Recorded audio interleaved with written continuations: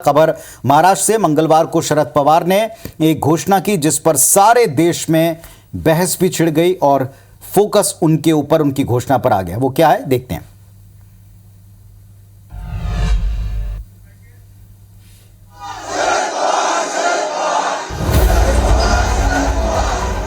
मंच पर बैठे राजनीति के इस दिग्गज को देखिए। इनका नाम शरद पवार है, जिन्होंने मंगलवार को जो ऐलान किया उससे राजनीतिक भूचाल की स्थिति बनी। 2 मई को 12:45 पर 82 साल के शरद पवार ने राष्ट्रवादी कांग्रेस पार्टी यानी एनसीपी का अध्यक्ष पद छोड़ने का ऐलान कर दिया। पवार ने कहा कि वो इस्तीफा देने जा रहे हैं और उसकी वजह उन्होंने नहीं बताई। इसके पहले शरद पवार की बेटी सुप्रिया सुले ने कहा था कि 15 दिन में महाराष्ट्र की राजनीति में 2 बड़े विस्फोट होंगे। 4 दिन पहले गुरुवार को शरद पवार ने खुद कहा था कि रोटी पलटने का वक्त आ चुका है। किसी ने मुझसे कहा कि रोटी सही वक्त पर न पलटी तो कड़वी हो जाती है। शरद पवार ने 1999 में कांग्रेस से अलग होकर एनसीपी बनाई थी। इसके बाद से वे पार्टी के अध्यक्ष भी रहे। पवार की घोषणा के बाद पार्टी कार्यकर्ता रोने लगे और फैसला वापस करने की मांग भी की।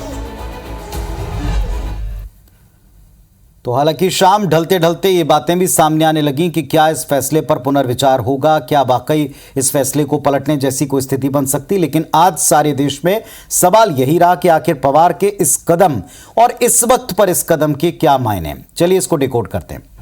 पहली और सबसे सिंपल वजह जो बताई गई, इशारा दिया गया, दिखी भी, शरद पवार की 82 साल की उम्र और उनकी पिछले 3-4 साल की कई गंभीर बीमारियां। कहा जा रहा है कि वो बाला साहब ठाकरे वाली गलती को दोहराना नहीं चाहते, अपने सामने लीडरशिप का ट्रांसफर कर देना चाहते हैं ताकि आगे जाकर पार्टी की कोई दुर्गति ना हो।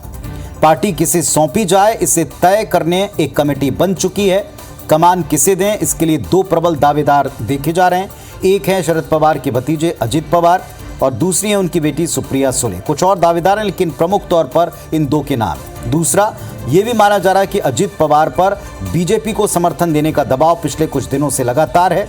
ये चर्चाएं कि अजित पवार प्रफुल्ल पटेल और सुनील तलकरे पार्टी नेता एनसीपी अध्यक्ष के नाते जाकर के शरद पवार से मिलकर बीजेपी का साथ देने का आग्रह कर चुके हैं।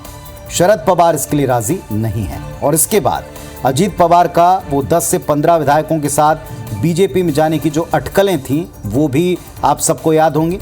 खुद अजित पवार ने पहले इसके कुछ संकेत दिए, बाद में इस खबर का खंडन भी कर दिया कि वो कहीं नहीं जा रहे, एफिडेविट देने तक की बात कहते थे। एक और तर्क ये भी सामने आया कि सियासी समीकरणों के मास्टर शरद पवार अपनी पार्टी में शिवसेना जैसा हाल नहीं चाहते।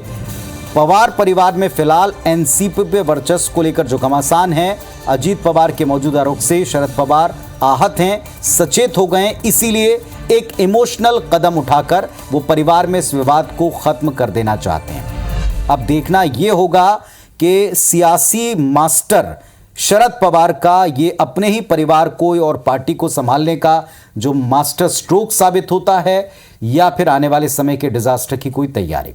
देखेंगे, कुछ ही घंटों में, दिनों में बात स्पष्ट होगी।